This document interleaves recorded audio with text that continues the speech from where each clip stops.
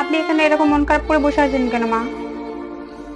ও বৌমা, আজকে চেক আপের সব রিপোর্ট গুলো এসছে। কি হয়েছে? আমার রিপোর্টে টিবি এসছে।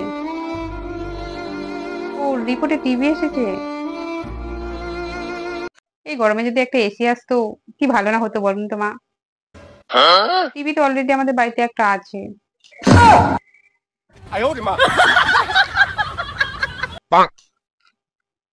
এই দূর হও এক্ষুনি, এক্ষুনি আমার চোখের সামনে দূর হও। আমি আবার কি করলাম? এই তুমি এখান থেকে যাও, তোমার মাথা খারাপ করো না, যাও এখান থেকে যাও।